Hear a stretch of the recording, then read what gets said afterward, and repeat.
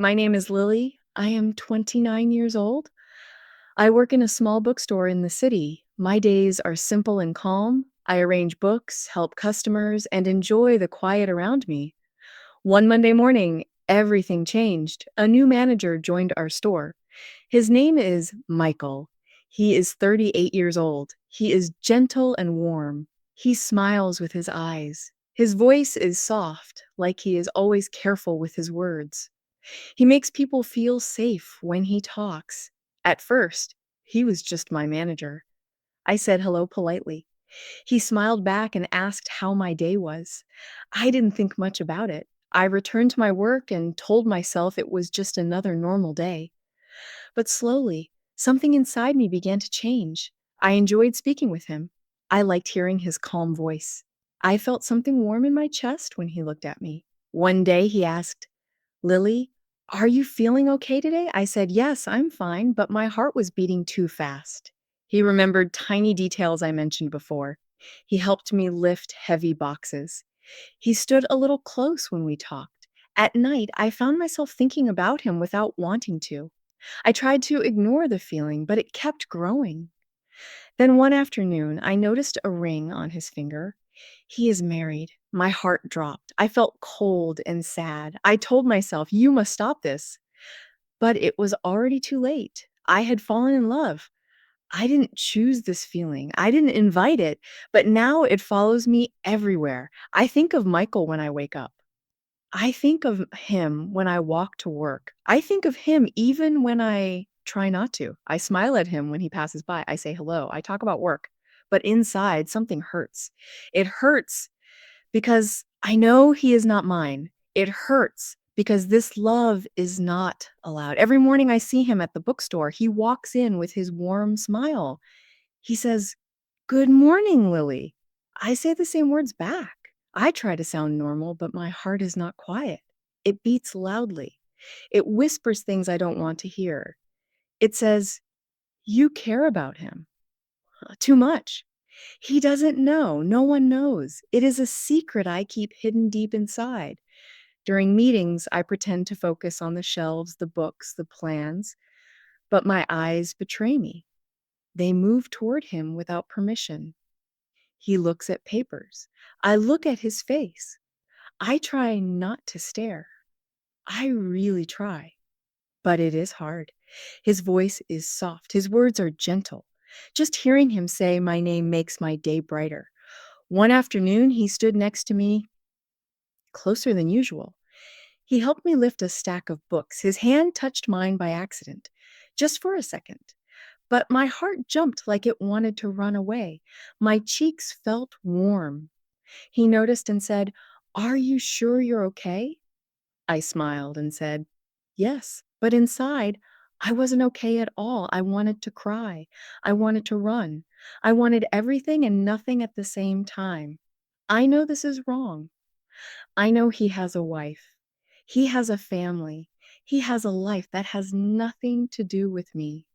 He is not free, and I should not feel this way. But love does not always listen. Love does not always behave. Sometimes love hurts more than it heals. Sometimes it is quiet and hidden, like mine. A secret love, a silent love. When I go home, his face follows me. I sit on my bed. I stare at the wall. I ask myself, why him? Why now? I don't have an answer. I only know one thing. My heart refuses to stop. It beats for him even when I tell it not to. One Sunday, I went to the Riverside Park. I wanted to breathe fresh air. I wanted space in my mind. I sat on a bench and watched families walk past. Children laughed. Birds sang. The wind touched my face softly. I closed my eyes for a moment, trying to relax. Then I heard a voice I knew very well. Michael. I opened my eyes. He was standing not far from me, but he wasn't alone. A woman stood beside him. She held his arm gently. A young boy ran toward them. A little girl followed him, laughing. They looked happy. They looked complete. Michael lifted the girl into his arms and kissed her forehead. The woman, his wife, smiled at him with love. They were a beautiful family. I froze. My heart felt heavy. I could not move. It was like watching the truth hit me all at once. He was not just my manager. He was a husband. He was a father. He belonged with them.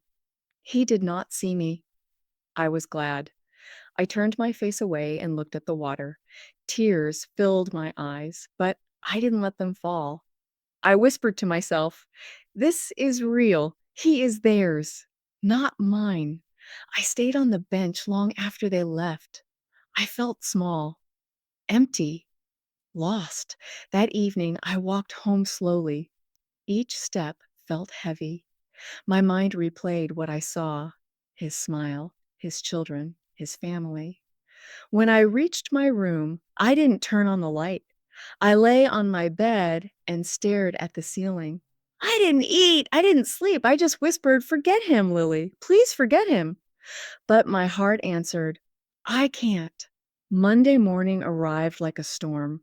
I didn't want to go to work. My chest felt tight. My eyes felt tired. I still saw the picture of his family in my mind, but I had no choice. I got dressed and walked to the bookstore. I tried to stay quiet that day. I didn't talk much. I didn't smile. I tried to focus on arranging books, but my hands trembled. Then I heard his voice behind me.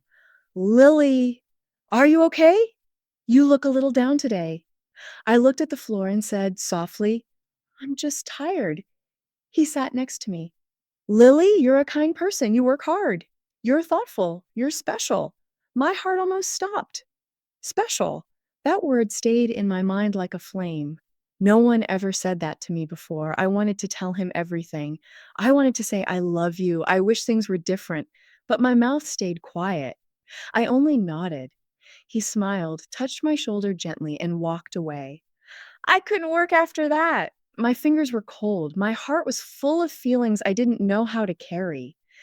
That night, I stood in front of the mirror. I looked at myself and whispered, "He thinks I'm special." And I cried. I cried because I felt seen. I cried because I felt invisible. I cried because I knew he wasn't mine and maybe never would be. Days passed. One evening, we stayed late in the store. Just the two of us. The lights were soft. The world felt quiet. I wanted to tell him so many things, but fear held my tongue. He looked at me gently. "Lily," he said, "you are important to me." My heart jumped so quickly it hurt. I looked at him. A part of me hoped, just a little, that he felt the same. He continued softly, "I'm married, but I like you. You make me feel alive." Tears filled my eyes. I didn't know what to say. I felt happiness and heartbreak at the same time. He said, "I don't want to hurt my family, but I can't stop thinking about you." I was confused. I wanted him, but not like this. I wanted him without guilt, without pain, without someone else getting hurt. I finally spoke. "Michael, I like you too, but you have a family. I don't want to break anyone's heart." He nodded slowly. "I understand." We were quiet. The room felt colder. The moment felt beautiful and painful all at once. After that night, something changed. We worked together, but we didn't talk about our feelings again. We kept a careful distance, a gentle distance, a painful distance. I spent many evenings thinking about love. I realized something important: loving a married man is like walking in the dark. It is full of silence and secrets. It is full of hope and sadness. One night, I sat alone and made a choice. I said to myself, "Lily, you must be strong. You must love yourself too." So I decided to stop dreaming that he would leave his family. I decided to build my own life again. I decided to find happiness that did not depend on him. It was not easy. Some days I still missed him. Some days my heart still hurt. But slowly, I learned to breathe again. Love is not always about holding on. Sometimes love is about letting go. I began to smile more. I began to dream again. I began to feel like myself. Michael will always be a quiet memory in my heart. But now I am free, and I am ready for a new beginning. Dear friends, Thank you so much for watching and listening to this story here on EduTalks English Stories. I truly hope you felt something while hearing Lily's journey. Love can be beautiful, but it can also be confusing and painful. No matter what you feel today, remember this: your heart deserves peace and you deserve kindness. Be gentle with yourself. Better days will come, even if you cannot see them yet. If this story touched you or helped you practice your English, please like the video and share it with someone who might enjoy it too. I always love reading your comments. Your thoughts, your feelings, your support, they mean more than you know. Thank you for being part of this learning family. And if you want more simple English stories, more real emotions, and more lessons you can feel, make sure to subscribe to the channel. Don't forget to tap the bell icon so you never miss a new story. Your support helps us grow. Your presence makes this journey special. See you soon in the next story, my friends.